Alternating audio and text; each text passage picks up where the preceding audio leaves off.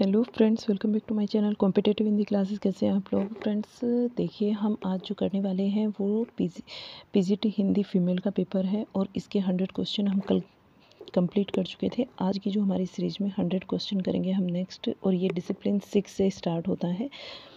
यहाँ डिसिप्लिन 6 से स्टार्ट करते हैं हम इसको। तो चलिए, अगर आपको कल का वीडियो पसंद आया हो तो उसे लाइक कीजिएगा, और अगर आपने नहीं देखा हो तो प्लेलिस्ट बनी हुई है, वहाँ पर जाकर आप उस वीडियो को देख सकते हैं। चलिएगा स्टार्ट करते हैं। Question number 201। क्वेश्चन नंबर 201 में हमसे पूछा जाता है कि निम्नलिखित विकल्पों में से उस विकल्प का चयन कीजिए जो दिए गए सही संधि विच्छेद का विकल्प है। सही संधि विच्छेद का विकल्प यहाँ पर शरणार्थी है। शरणार्थी का सही संधि विच्छेद शरण धन आर्थी होगा। Question number 202। निम्नलिखित में से उस विकल्प का चयन कीजिए जो दिए गए शब्द का सही संधि विच्छेद का विकल्प है। चरणामृत। चरणामृत का राइट होगा ऑप्शन इसमें चरणधन अमृत। Question number 203। नीचे दिए गए शब्द में प्रयुक्त संधि का भेद का को विकल्प सही चुनिए। इसमें क्या दिया गया है कि नीचे दिए गए शब्द में प्रयुक्त संधि के भेद का सही विकल्प चुनिए। नाविक का हमें बताना है किस कौन सी संधि का उदाहरण है। नाविक होता है नावधन इक, नाविक नावधन इक, और ये जो है हमारा अयादि संधि का उदाहरण है, क्योंकि जब ए और ई आपस में मिलते हैं तो वो अय बनाते हैं। अय और आव, आय और आव ऐसे बनाते हैं। ठीक है, ऊ अगर ई के स्थान पर अगर ऊ मिलेगा तो आव बनेगा, और ई मिलता है तो ये। चलिए क्वेश्चन नंबर 204। निम्नलिखित विकल्पों में से उस विकल्प का चयन कीजिए जो दिए गए संधि विच्छेद के शब्द का सही संधि विकल्प है। प्रीत धन इच्छा। प्रीत धन इच्छा हमारा पितृ इच्छा होता है, राइट होगा। चलिएगा नेक्स्ट 205। Question number 205। निम्न में से उस विकल्प का चयन करें जो दिए गए संधि विच्छेद का सही विकल्प है। संधि विच्छेद का सही विकल्प यहाँ पर क्या होगा? उल्लेख का उत्धन लेख होता है, और ये 15 का नियम है, जिसमें पहला वर्ण त वर्ण जो है वो आधा ल में परिवर्तित हो जाता है। ठीक है, अब जो मतलब सामने जो इसका लेख जिससे संधि करेंगे उसी का आधा हो जाएगा, उत्धन लेख यहाँ पर होगा। Question number 206। वर्णों के मेल या जोड़ को क्या कहते हैं? वर्णों के मेल या फिर जोड़ को क्या कहते हैं? उसको संधि कहते हैं। और शब्दों के मेल या जोड़ को क्या कहते हैं? समास कहते हैं। चलिए आगे देखते हैं। Question number 207। क्वेश्चन नंबर 207 में हम देखेंगे निम्नलिखित विकल्पों में से उस विकल्प का चयन कीजिए जो दिए गए संधि विच्छेद के सही संधि का विकल्प है। सतमित्र का हमें बताना है सन्मित्र होता है। ठीक है, तय वर्ग जो है वो अपने ही पंचमाक्षर में बदल जाता है, सन्मित्र हो जाएगा। चलिए अगला क्वेश्चन हम देख लेते हैं। Question number 208। निम्नलिखित में से उस विकल्प का चयन कीजिए जो दिए गए संधि विच्छेद शब्द की सही संधि का विकल्प है। निधन ठुर निष्ठुर होता है, क्योंकि यहाँ विसर्ग को क्या हो जाता है? आधा से में बदल जाते हैं, निष्ठुर। ये हमारा विसर्ग संधि का उदाहरण है। Question number 209। निम्नलिखित विकल्पों में से कौन गुण संधि का विकल्प है? गुण संधि का विकल्प होगा यहाँ पर राइट ऑप्शन जो हमारा होगा वो होगा पुरुषोत्तम। पुरुषोत्तम यहाँ सही आंसर होगा। Question number 210। निम्नलिखित में से उस विकल्प का चयन कीजिए जो दिए गए संधि विच्छेद की सही संधि का उदाहरण है। तो राजधन ऋषि का हमें बताना है, इसका राज ऋषि राइट होगा। क्वेश्चन नंबर 211 में हम देखेंगे कि श्रावकाचार में दोहों की कितनी संख्या है। हमसे पूछा गया कि श्रावकाचार रचना में दोहों की कितनी संख्या है। 250 दोहे हैं। श्रावकाचार किसकी रचना है? आप बताइएगा कि श्रावकाचार किसकी रचना है। ठीक है, कमेंट बॉक्स में आप कमेंट कीजिएगा। अगला जो क्वेश्चन है 212 में हम देखेंगे कि अकबर के बारे में जानकारी देने वाली एक ऐतिहासिक रचना कौन सी है? ये आईने अकबरी राइट ऑप्शन होगा। क्वेश्चन नंबर हमारा 213, निम्नलिखित में से कौन सी रचना केशवदास की नहीं है? केशवदास ने विज्ञान गीता भी लिखा है और रतन बावनी भी केशवदास की रचना है, जहांगीर जसचंद्रिका भी है, लेकिन सुकनावली इनकी रचना नहीं है। क्वेश्चन नंबर 214 में पूछा जाता है कि हिंदी साहित्य का इतिहास किस विद्वान की अमर कीर्ति है? हिंदी साहित्य का इतिहास जो है वो आचार्य रामचंद्र शुक्ल की अमर कीर्ति है। आचार्य रामचंद्र शुक्ल का इतिहास ग्रंथ है। क्वेश्चन नंबर 215, निम्नलिखित में से कौन सा संस्मरण महादेवी वर्मा के द्वारा लिखित नहीं है? पद के साथ ही संस्मरण या संस्मरिका या फिर स्मरिका हो गया, और मेरा परिवार महादेवी वर्मा के हैं, लेकिन वे जीते कैसे हैं ये महादेवी वर्मा का नहीं है। नेक्स्ट क्वेश्चन 216,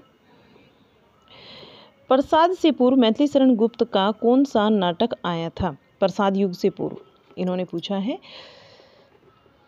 जो मैथिली शरण गुप्त जी हैं, प्रसाद से पहले इन्होंने कौन सा नाटक लिखा था? तो इन्होंने लिखा था चंद्रहास, जो राइट ऑप्शन होगा यहाँ Chandrahas.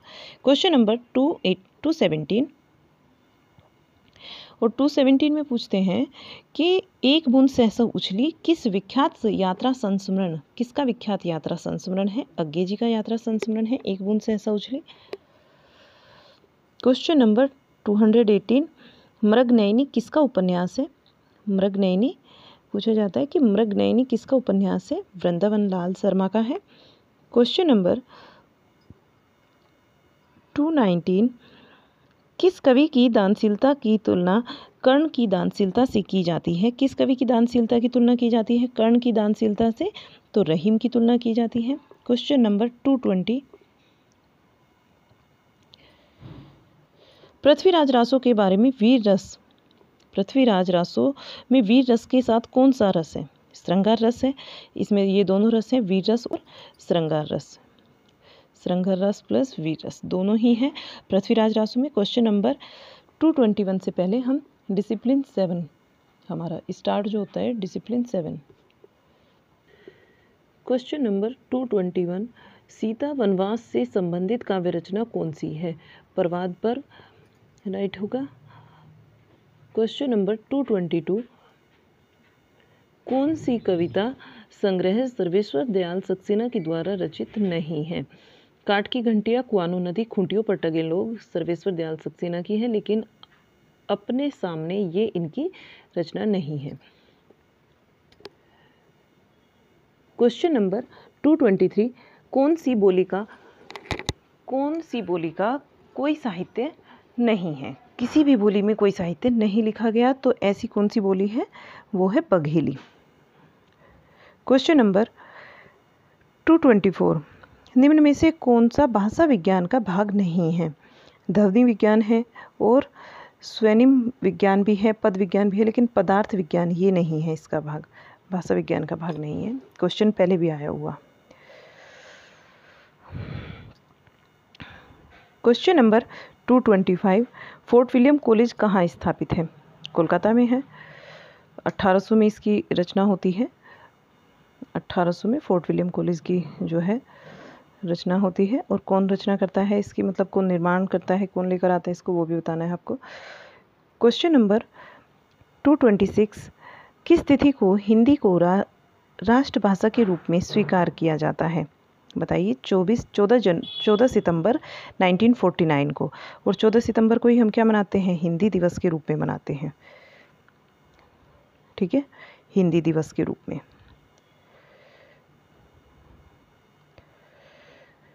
Next question 227,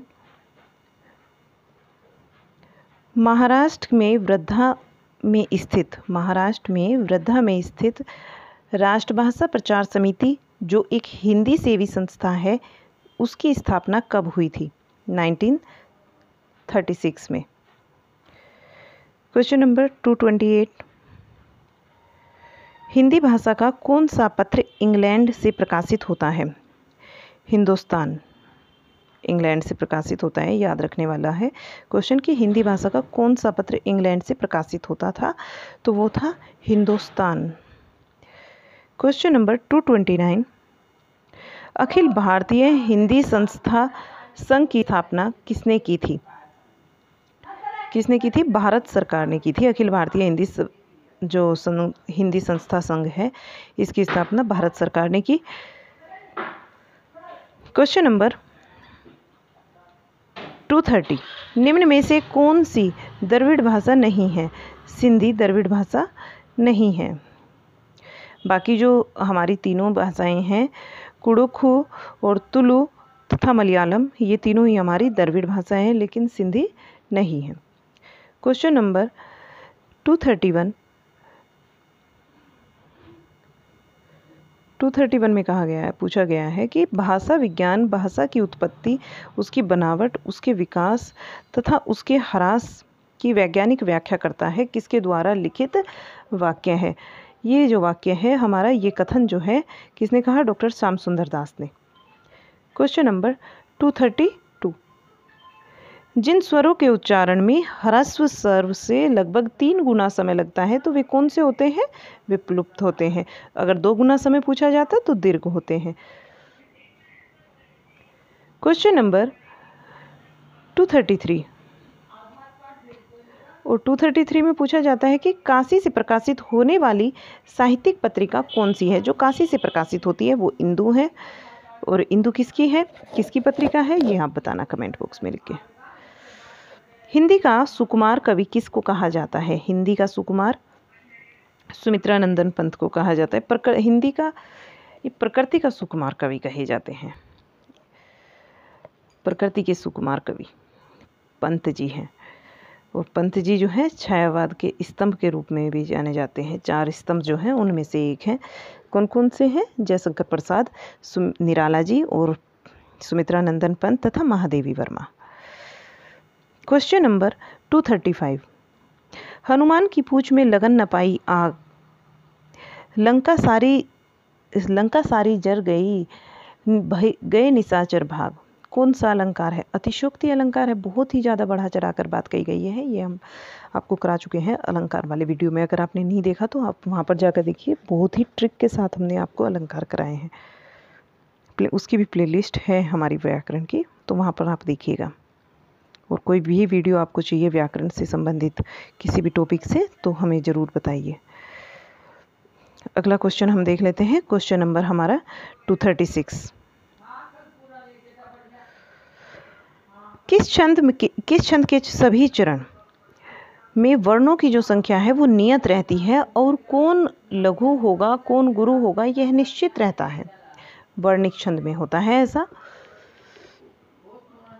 question number 237, आवारा मसीहा किसके द्वारा लिखित जीवनी है? आवारा मसीहा विष्णु प्रभाकर जी की जीवनी है।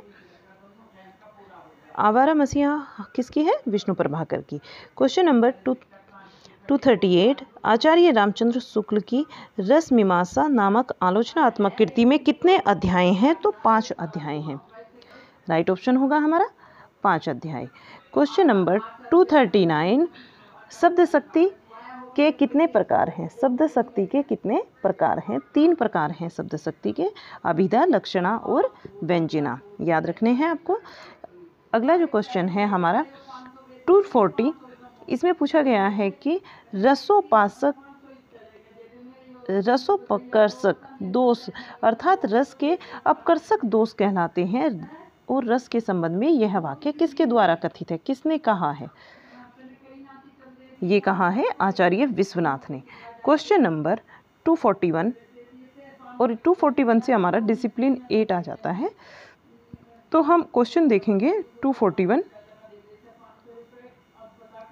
देखिए, जन रंजन मंजन दनुज मनुज रूप सुरभूप, विश्व बदर इव धृत उदर जोवत सोवत सूप में कौन सा अलंकार है?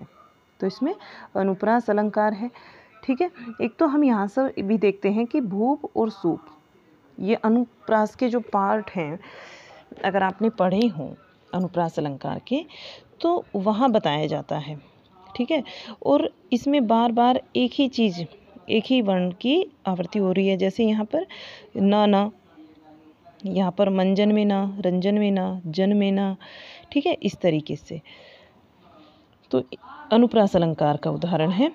चलिए क्वेश्चन नंबर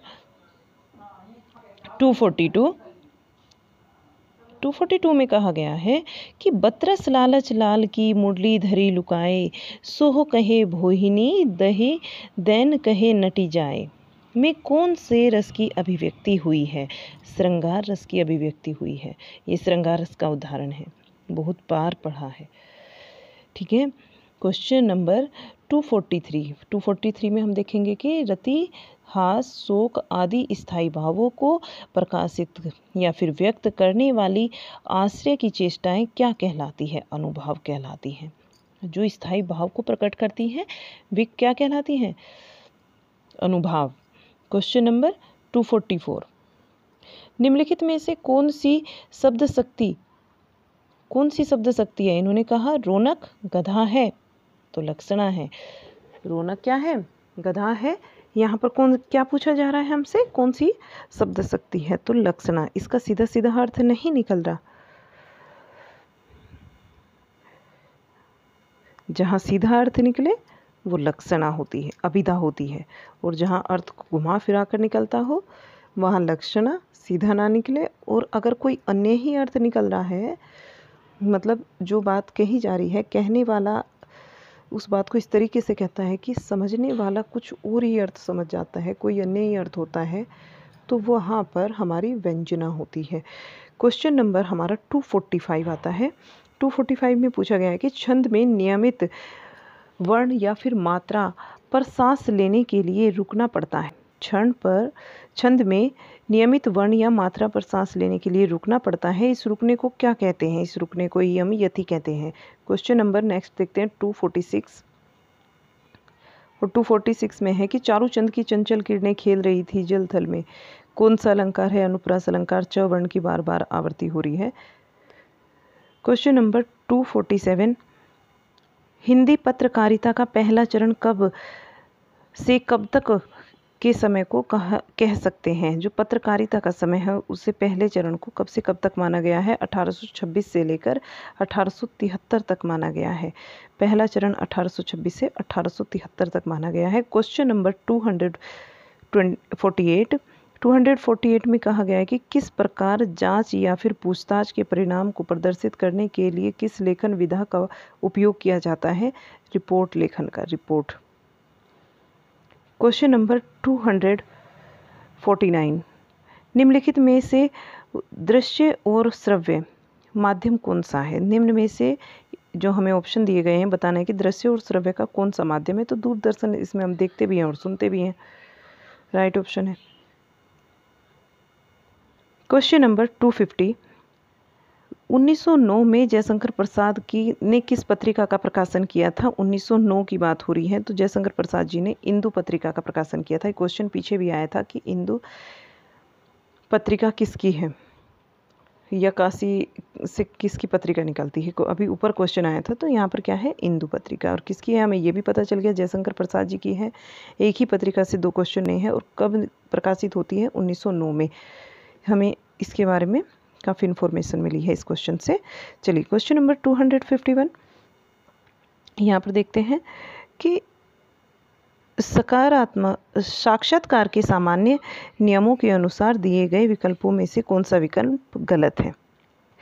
साक्षात्कार के दौरान साक्षात्कार देने वाले व्यक्ति की जाति अथवा धर्म और व्यक्तिगत अभिरुचियों से संबंधित प्रश्न पूछे जा सकते हैं या नहीं पूछे जा सकते हैं। ऐसा हमारे कॉन्स्टिट्यूशन में ही नहीं लिखा, तो यही इसमें क्या है? गलत पूछा गया था और गलत यही है। हमें आगे बढ़ने की ज़रूरत ही नहीं है। क्वेश्चन नंबर 252, हिंदी के अनेक तेजस्वी पत्र कौन कौन से? जैसे कि भारत मित्र, सार सुधा निधि, उचित वक्ता इत्यादि भारत में कहाँ से प्रकाशित हुए थे? भारत में कहाँ से प्रकाशित हुए थे? भारत मित्र, सार सुधा, उचिता व्यक्ति इत्यादि जो पत्र हैं ये कलकत्ता से प्रकाशित हुए थे।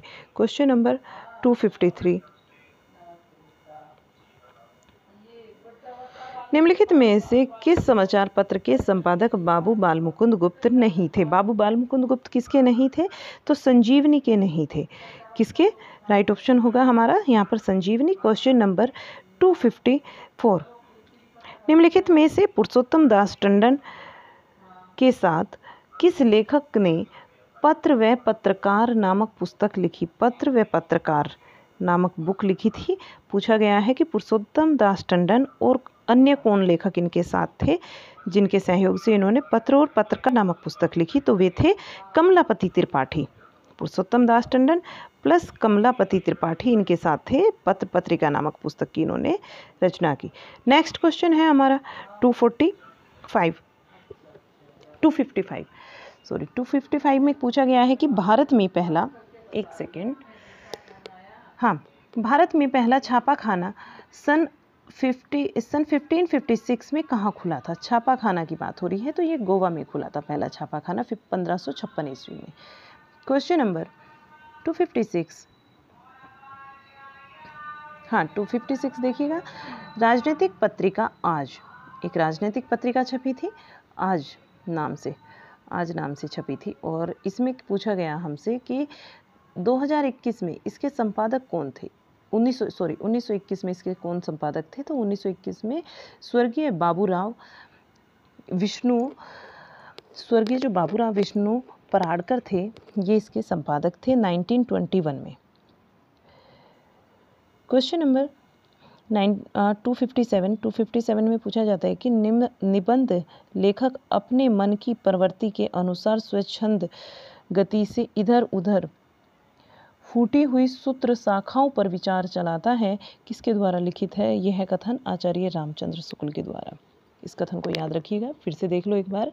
निबंध लेखक अपने मन की प्रवृत्ति के अनुसार स्वच्छंद गति से इधर उधर फूटी हुई सूत्र शाखाओं पर विचार चलाता है, यह किसके द्वारा लिखित है? आचार्य शुक्ल जी के द्वारा।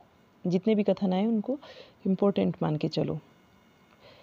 क्वेश्चन नंबर 258, पहले स्त्री मासिक पत्र का क्या नाम था? इन्होंने पूछा पहले स्त्री मासिक पत्र का क्या नाम था? तो बाला बोधिनी। किसका है? भारतेंदु जी का। चलिए आगे। क्वेश्चन नंबर 259, किस शब्द शक्ति की प्रतीति सबसे पहले हुआ करती थी? तो अभिधा की हुआ करती है सबसे पहले, यानी कि पहले नंबर पर हमारी अभिधा ही आती है, जिसका बहुत ही सिंपल अर्थ निकलता है। चलिए क्वेश्चन नंबर नेक्स्ट देखते हैं 256 260।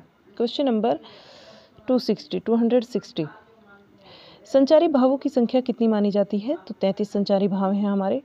261 क्वेश्चन नंबर, डिसिप्लिन 9 यहाँ पर आ जाता है हमारा। 9 डिसिप्लिन हम कंप्लीट कर चुके हैं 2 पेपर के अंदर। चलिए क्वेश्चन नंबर 261 हम यहाँ पर देखेंगे। काव्य में अनावश्यक शब्दों का प्रयोग होने पर कौन सा दोष होता है? तो अधिक पदत्व दोष होता है। जो अगर अनावश्यक शब्द भी आप किसी वाक्य में या काव्य के अंतर्गत ले आते हो तो वहाँ पर क्या होता है? अधिक पदत्व दोष होता है। क्वेश्चन नंबर 262, दिए गए विकल्प में सही कालक्रम का चुनाव कीजिए। सही कालक्रम का चुनाव हमें करना है, जिसमें पहले सुकरात के स्टूडेंट थे प्लेटो के स्टूडेंट थे अरस्तु, और अरस्तु के थे होरस। ठीक है, ये इनका सही कर्म है। क्वेश्चन नंबर 2, ऑप्शन इसका 2 होगा। क्वेश्चन नंबर 262 का ऑप्शन 2 सुकरात, प्लेटो, अरस्तु और होरस। अगला क्वेश्चन हम देख लेते हैं 263 क्वेश्चन कि करुण रस का स्थायी भाव क्या है? शोक करुण रस का स्थायी भाव है। क्वेश्चन नंबर 264, रति को काव्य की आत्मा मानने वाले आचार्य कौन थे? रति को वामन ने माना है काव्य की आत्मा। क्वेश्चन नंबर 265, निम्न में से कौन सा विद्वान सौंदर्य को बाहर की वस्तु न मानकर मन के भीतर की वस्तु मानता है? आचार्य रामचंद्र शुक्ल। इसका ऑप्शन होगा। क्वेश्चन नंबर है हमारा 265 हो चुका है कि भाई कौन काव्य को, कौन सौंदर्य को बाहर की वस्तु नहीं मानता, मानकर भीतर की वस्तु मानता है, तो वो है शुक्ल जी। हमारे क्वेश्चन नंबर आता है हमारा 266। निम्नलिखित में से कौन सा भारतीय काव्यशास्त्र का संप्रदाय नहीं है? भारतीय काव्यशास्त्र का संप्रदाय भाव नहीं आता। क्वेश्चन नंबर 267, क्रोच की अभिव्यंजना सिद्धांत किसके भारतीय काव्यशास्त्रीय सिद्धांत से जोड़ा जा रहा है? कुंतक के। क्वेश्चन नंबर 268, नई समीक्षा के जन्मदाता कौन माने जाते हैं? नई समीक्षा के जन्मदाता इलियट माने जाते हैं। क्वेश्चन नंबर 269, संस्कृत का सीधा संबंध किस भाषा से है? प्राकृत से है सीधा संबंध। इनमें से क्योंकि इनका जो सीक्वेंस है वो पाली, प्राकृत, पाली, फिर संस्कृत के बाद आता है पाली, फिर प्राकृत आएगा हमारा, और फिर अपभ्रंश आएगा, और अवहट तथा हिंदी, ऐसे। तो इसके बाद हमारा क्या है? प्राकृत से सीधा संबंध है। क्वेश्चन नंबर हमारा 270, अनंत देवी प्रसाद के किस नाटक की पात्र है? अनंत देवी प्रसाद के स्कंदगुप्त नाटक की पात्र है। 271 और 271 में हमारा क्या होता है? यहाँ से एक पैराग्राफ है, पैराग्राफ को हमें रीड करना होगा। चलिए, भारतीय समाज, ये कहते हैं कि ध्यानपूर्वक पढ़ना है, और इसमें जो 271 से 275 तक के क्वेश्चनों को करना है। चलिए इसको ध्यान से पढ़ते हैं, और इसी के आधार पर यहाँ पर आगे कुछ क्वेश्चन पूछे गए हैं। भारतीय समाज में कन्याओं को सुशिक्षित बनाने के प्रति सदा से उदासीनता और शंका का वातावरण रहा है। आम लोगों की धारणा रही है कि कन्याओं को शिक्षित बनाने का कोई लाभ नहीं है। उन्हें तो अंततः चूल्हा चौका ही खप जाना है, चूल्हे चौके में ही क्या है? खप जाना है। पर्दा प्रथा भी, दहेज प्रथा भी कन्या शिक्षा में बाधक रहे हैं। आज परिस्थितियां बदलने और सरकार के कन्या शिक्षा के प्रति उत्तरदायित्व को गंभीरता से लेने से परिदृश्य बदलता है। कन्या शिक्षा को निःशुल्क किए जाने से गरीब कन्याओं को भी शिक्षित होने का अवसर प्राप्त हुआ है। इसके सुपरिणाम भी सामने आ रहे हैं। लड़के और लड़कियों की शिक्षा अनुपात में संतुलन आ रहा है। निःशुल्क शिक्षा ने लोगों को कन्याओं को शिक्षा दिलाने के लिए प्रोत्साहित किया है, और फिर भी कुल मिलाकर परिणाम उत्साहजनक नहीं कहे जा सकते। पड़ोसी राज्य उत्तर प्रदेश में कन्या शिक्षा में अनेक प्रोत्साहनदायक कदम उठाए गए। छात्राओं को निःशुल्क साइकिल दिया जाने लगा। उच्च शिक्षा को भी निःशुल्क बनाने के लिए ऐसी ही योजनाएं हैं। केवल निःशुल्क शिक्षा ग्रामीण जनता के लिए नहीं, उनकी कन्याओं के प्रति मनोवृत्तियों को भी बदलना होगा, और लड़के तथा लड़की के भेदभाव को मिटाया जाए तथा दहेज प्रथा पर भी कठोर नियंत्रण किया जाए, तभी कन्याएं निःशुल्क शिक्षा का पूरा लाभ उठा पाएंगी। अब क्वेश्चन बनता है 271 कि अनुच्छेद के अनुसार लड़कियों को शिक्षित करना क्यों लाभदायक नहीं है? अनुच्छेद के अनुसार लड़कियों को शिक्षित करना क्यों लाभदायक नहीं है? अंततः उन्हें कोई बाहर काम ना करना है, बल्कि घर में ही काम करना है, चूल्हा चौका ही करना है, ऐसा उसमें कहा गया है। बाहर काम तो वे कर नहीं सकते, ऐसी लोगों की मंशा है। तो इसका ऑप्शन बी ठीक होगा। किस कारण लोग अपनी बेटियों को शिक्षा दिलाने के लिए तैयार हुए? निःशुल्क शिक्षा के कारण तैयार हुए हैं। किसके कारण हुए तैयार? निःशुल्क शिक्षा के कारण। और क्वेश्चन नंबर 273 पूछा गया कि कब लड़कियां निःशुल्क शिक्षा का पूरा लाभ उठा सकती हैं? जब लिंग भेद को खत्म किया जाएगा। क्वेश्चन नंबर 274 दिए गए विकल्पों में से कौन सा उदासीन का समानार्थी शब्द नहीं है? तो आसक्त उदासीन का समानार्थी शब्द नहीं है। क्वेश्चन नंबर 275 दिए गए अनुच्छेद का सटीक शीर्षक क्या है? इसका सटीक शीर्षक होगा निःशुल्क शिक्षा कन्या शिक्षा के परिणाम। निःशुल्क कन्या शिक्षा के परिणाम, ये राइट ऑप्शन होगा इसका, बिल्कुल अच्छा।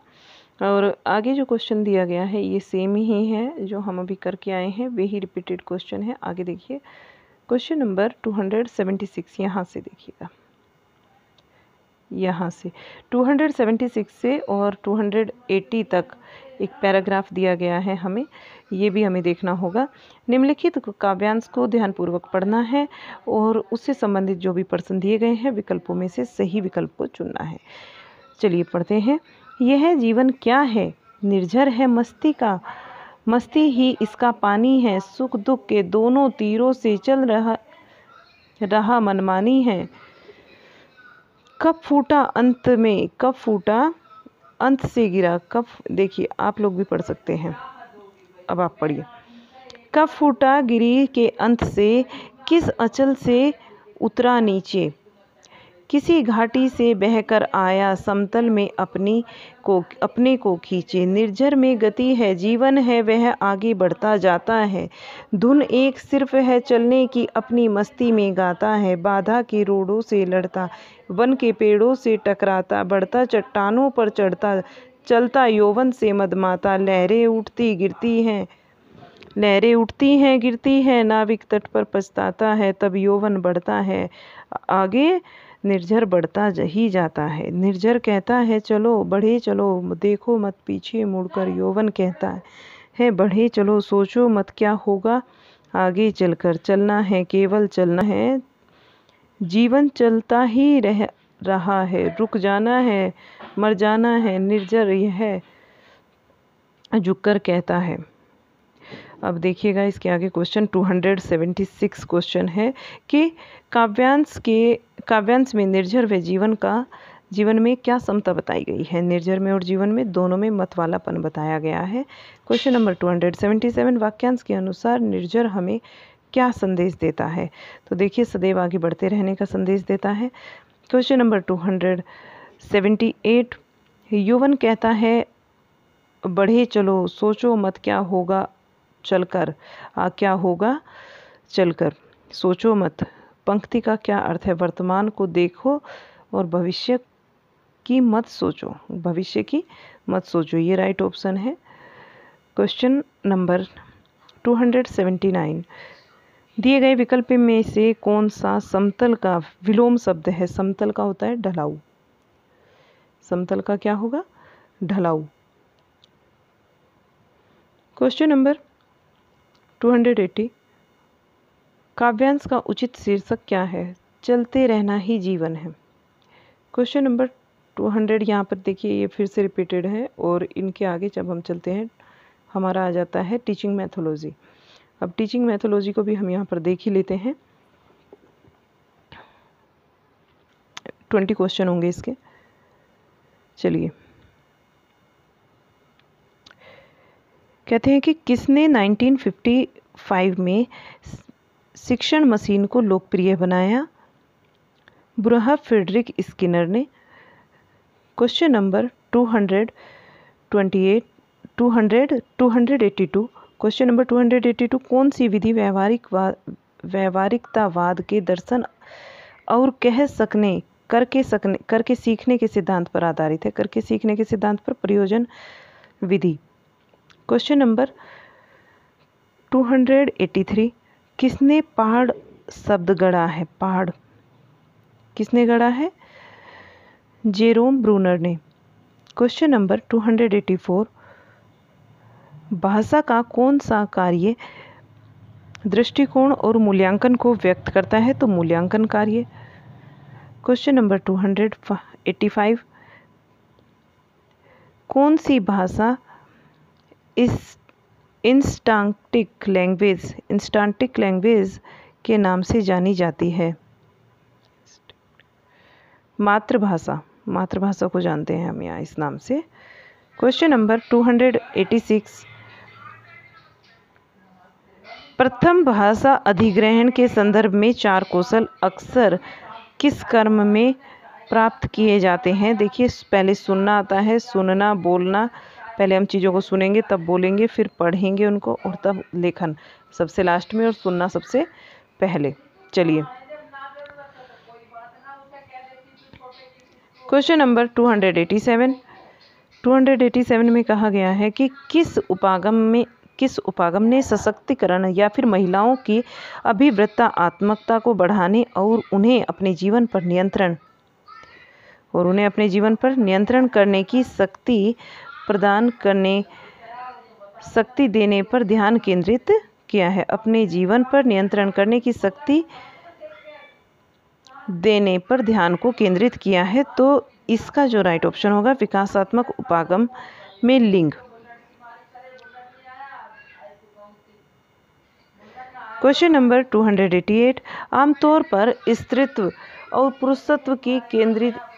पुरुषत्व की धारणाओं पर केंद्रित है, यद्यपि इसके अपवाद और विविधताएं हैं। इसका जो राइट होगा ऑप्शन हमारा लैंगिक भूमिका। क्वेश्चन नंबर 289 भारतीय दंड संहिता की किस धारा के तहत कोई भी व्यक्ति बलात्कार पीड़िता के नाम का खुलासा नहीं कर सकता है? तो ये बलात्कार पीड़िता के नाम का खुलासा नहीं कर सकता, कौन सी धारा के अंतर्गत? 228A के अंतर्गत। क्वेश्चन नंबर 290 किस प्रकार का पोर्टफोलियो प्रकृति में अधिक सारांशित है? उत्पाद पोर्टफोलियो। क्वेश्चन नंबर 291 किस प्रकार के आकलन को अक्सर प्रामाणिक, व्यापक और प्रदर्शन आकलन कहा जाता है और आमतौर पर शिक्षक के द्वारा सामग्री के बारे में छात्र की समझ को मापने के लिए तैयार किया जाता है? तो वैकल्पिक आकलन। इसका राइट ऑप्शन वैकल्पिक आकलन। क्वेश्चन नंबर 292 नैदानिक परीक्षा का केंद्रीय कार्य जिसमें केवल परीक्षा अंकन के बजाय जो सिखाया जा रहा है उसकी विस्तृत सामग्री पर ध्यान केंद्रित करना शामिल है, पुनरावरण। इसका ऑप्शन होगा पुनरावरण। क्वेश्चन नंबर 293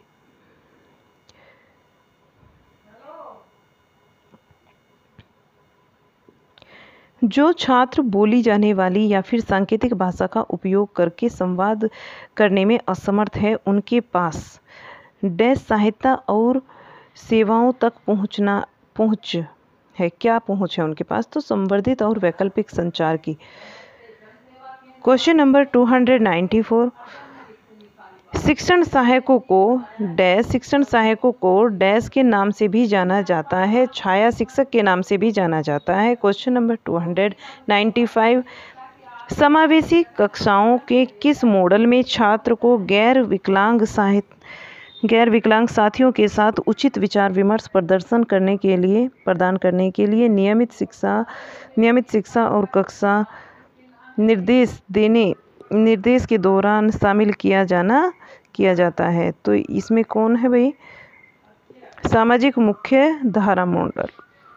क्वेश्चन नंबर हमारा आता है 296 किस प्रकार के थीमेटिक ऑपरेशन टेस्ट के अंतर्गत विषयगत संप्रत्यक्ष परीक्षा आती है?